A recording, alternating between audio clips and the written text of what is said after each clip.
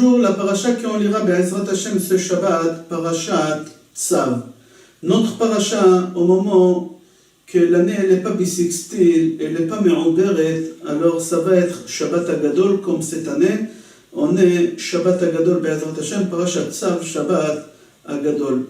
Notre paracha, elle développe les sacrifices. Presque tous les livres de Vaïkra, ils parlent des sacrifices. Il faut savoir, c'est marqué dans le Midrash, qu'il y a 3 sortes de personnes au moment qu'ils ramènent les sacrifices. Et Rav Eliashiv, Zichrono Livracha, il rapporte dans son livre le Midrash Vaïkra Rabbah, Perek Gimel, Pasuk Hei. Là-bas, il raconte que Agrippas, le roi, il a demandé au Kohen Gadol de faire 1000 sacrifices en une seule journée. Mais il a dit au Kohen, je ne veux pas que tu acceptes aujourd'hui aucun sacrifice. Aujourd'hui, je ramènerai 1000 sacrifices, mais je veux être le seul dans la journée. Je veux que tu acceptes des personnes. Le Kohen, il lui a dit d'accord. Le Kohen, il lui a dit d'accord. Dans la journée, il y a un vieux pauvre qui vient voir le Kohen et il ramène avec lui 2 tourtereaux. Et il dit au Kohen, fais-moi sacrifice ces 2 tourtereaux-là. Le Kohen, il dit à ces pauvres, le roi il m'a ordonné que personne aujourd'hui fasse des sacrifices, que lui fait les sacrifices. Je ne peux pas prendre ces 2 tourtereaux. Le pauvre, il dit au Kohen, Monsieur le Kohen Gadol, tous les jours, je chasse 4 tourtereaux. 2, je ramène au Beth Amikdash. Et 2, j'ai fait ma parnassa avec. Si tu n'acceptes pas mes 2 tourtereaux, j'ai un sentiment que demain je n'aurai plus de parnassa. Moi je sens que ma parnassa, elle dépend énormément de ces 2 sacrifices que je donne tous les jours. Alors s'il te plaît, accepte-les. Pardon. Parce que si tu ne les acceptes pas, ma parnassa, elle est perdue. Le Kohen, il a eu de la pitié. Il a récupéré les 2 tourtereaux et il les a sacrifiés. Dans les rêves, Agrippas Amelech rêve la nuit qu'on lui dit Korban shel ani kadamach. Le sacrifice de pauvre, il est mieux que tes 1000 sacrifices que tu as ramenés aujourd'hui. Ce juif-là, qui a ramené ce sacrifice, le pauvre, c'est évident que pour lui, ce sacrifice, il est difficile à donner. Et énormément difficile à donner au Beth Amikdash parce qu'il gagne tous les jours que 4 tourtereaux. Il donne 50% de maaser, c'est énorme. Les gens, ils ont du mal à donner 10%. Lui, il donne 50% tous les jours. C'est-à-dire qu'il avait du mal à donner ce maaser. Mais quand même, il a donné ce maaser. Et pas seulement qu'il a donné, il a supplié le Kohen de récupérer ce maaser-là. C'est-à-dire, il y a première sorte de personnes qui donnent le sacrifice, c'est celui qui supplie, qui en prend, et même qui n'a pas la possibilité de donner. C'est très très dur de donner, mais quand même il donne, et en plus il supplie qui en prend de lui. Il y a deuxième personne, au moment qu'il fait les sacrifices, c'est Agrippas Amelech lui-même. Il est capable de donner 1000 sacrifices par jour, et ça ne change rien du tout sur son compte à la banque. Il est très riche. Il y en a qui donnent les sacrifices avec une facilité. Ils n'ont aucun effort à fournir pour donner ce sacrifice-là. Il est tellement riche que... Il y a 3e sorte de personnes qui ramènent les sacrifices. C'est l'exemple de Caïn. Caïn, il a ramené des sacrifices, mais qu'est-ce qu'il a ramené? C'est marqué, il y avait Caïn mipri à Adama, mincha la Hashem. Là-bas, Chazal, dans le Midrash, disent « Memutar me'ochlo ». Tous les restes, il a d'abord mangé, il a pris les meilleurs, il s'est servi des meilleurs. Les restes, il a fait sacrifice à Hachem. Alors, il y a 3 sortes de personnages qui ramènent le sacrifice. Il y a quelqu'un qui a du mal, mais il fait tout son possible de donner son sacrifice. Il y a quelqu'un qui doit fournir aucun effort pour donner les sacrifices. Il donne des bons sacrifices, 1000. Agrippas Amelech, il a donné 1000, mais il n'a fourni aucun effort. Et il y en a quelqu'un qui donne la poubelle, comme il a fait Caïn, Mina Moutar, qu'est-ce qui lui reste? D'abord, il s'est servi le meilleur, et qu'est-ce qu'il doit jeter? Il a fait le sacrifice. Il y a une Gemara dans Eruvin, une très belle Gemara, dans page non Dalet Amoud Aleph, Amar le Shmuel le Rav Yehuda. Shmuel, il a dit à Rav Yehuda, Shinana. Écoute-moi bien. Chatof ve'echol, chatof ve'ishti. De alma de azlinan mine kihilu la dami. Il lui dit, écoute-moi bien. Essaye de faire en sorte, dès qu'il y a la possibilité de prendre et de manger, et de prendre et de te servir et de boire, fais-le. Pourquoi? Parce que le monde où on se trouve, c'est un monde qui va se terminer.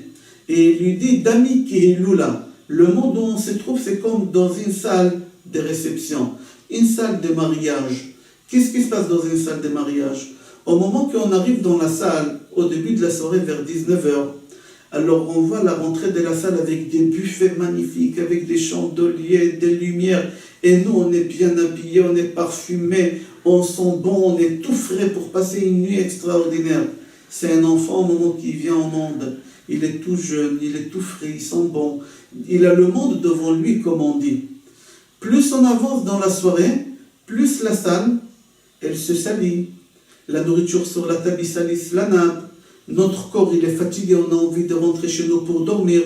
Plus on avance dans la soirée, plus, vers la fin de la nuit, on commence à éteindre les lumières. Et chacun, il rentre chez lui, et le Khatan et Kala, ils rentrent chez eux. C'est exactement la vie Shmuel dit à Rav Yehuda. La vie où on se trouve, nous ici, c'est comme dans une salle de mariage. Au moment qu'on arrive, on est tout frais, on est tout beau, tout est clair. Mais plus on avance, tout brille. Mais plus on avance, plus on perd des efforts, on perd les dents, on perd les cheveux, on n'a plus d'efforts, on mange plus comme avant. Tout est sale, on voit.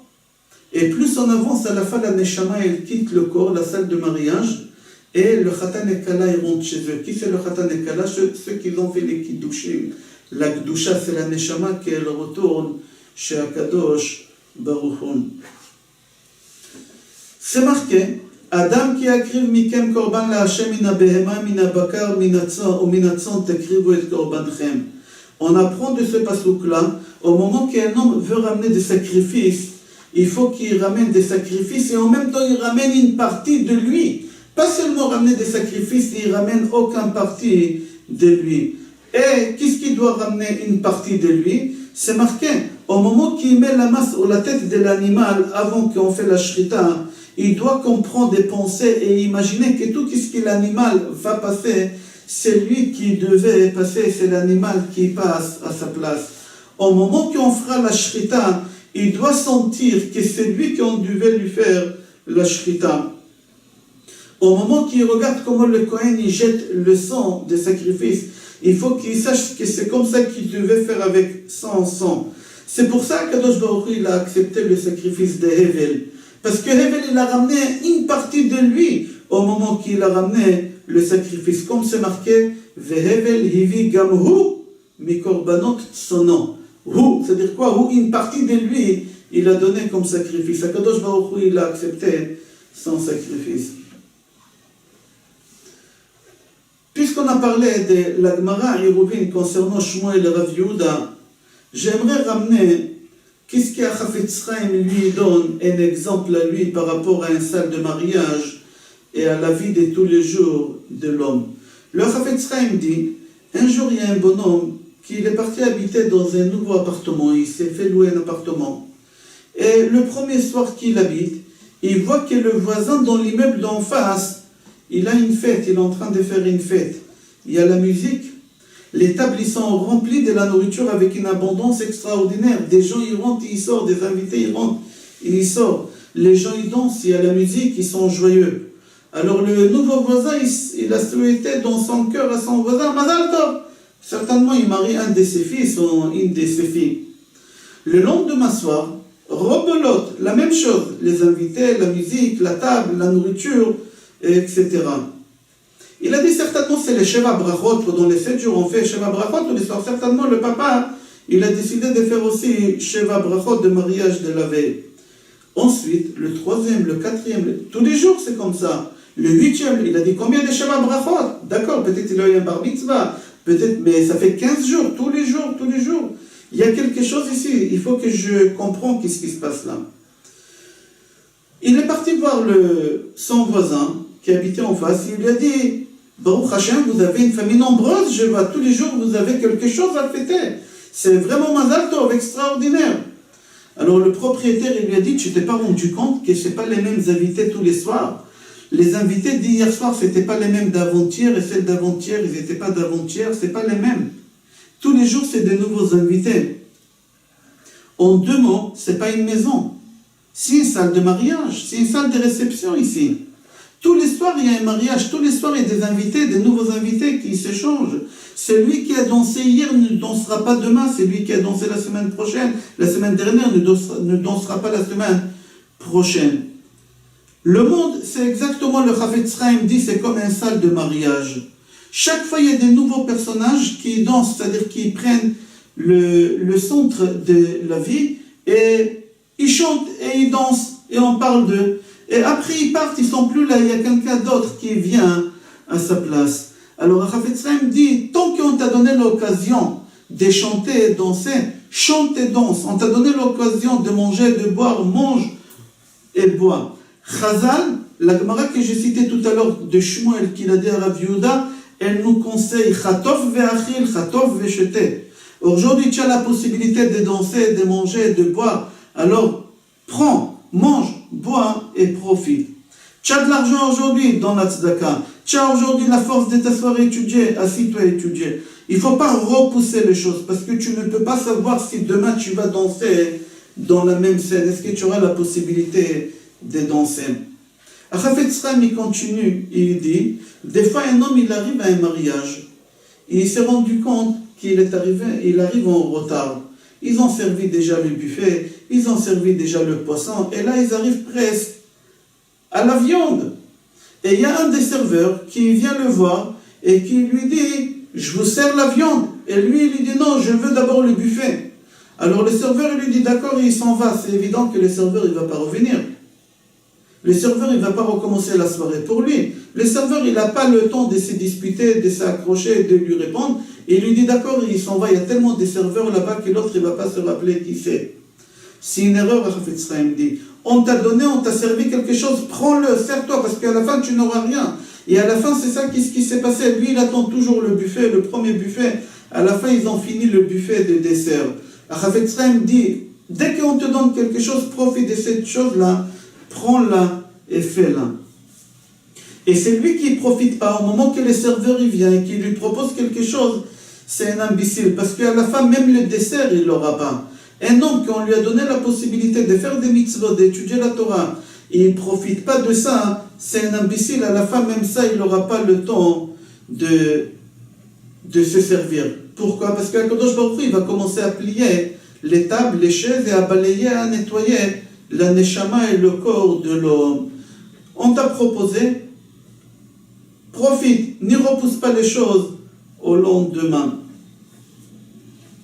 Vous savez que pour préparer un mariage, on demande beaucoup aux parents proches de marier des préparations.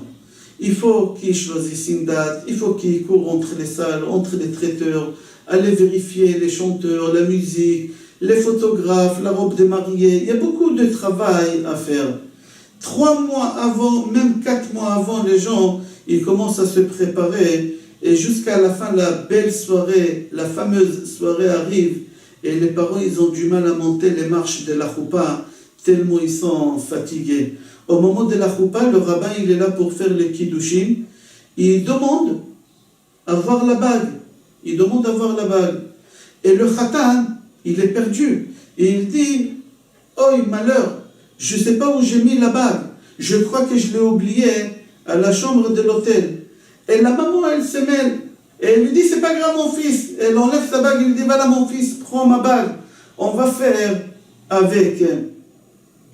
Une autre fois, on achètera de neuf. Est-ce que la Kala, elle peut être mariée? Non, elle ne peut pas être mariée. Pourquoi? Parce qu'il faut que la bague, elle lui appartienne, qu'il achète de son argent. Ce monde-ci, c'est exactement, c'est comme une salle de mariage. On ne peut pas prendre la neshama de l'autre. Chacun, il a sa neshama. Chacun, il a son travail. Chacun, il a qu'est-ce qui lui appartient. Des fois, ça peut arriver qu'un homme, il oublie l'essentiel, comme le khatan. Il a préparé 3 mois, 4 mois avant le mariage, arrivé au but, il s'est rendu compte qu'il a oublié l'essentiel. C'est quoi? C'est la bague.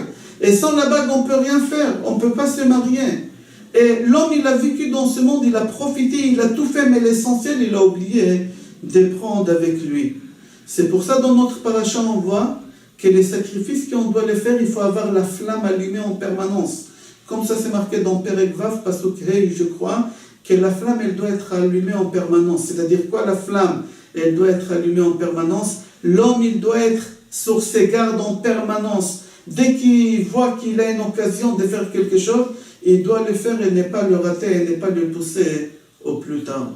Je vous souhaite Shabbat Shalom, Bracha V'Hatzlacha et Kol Tov.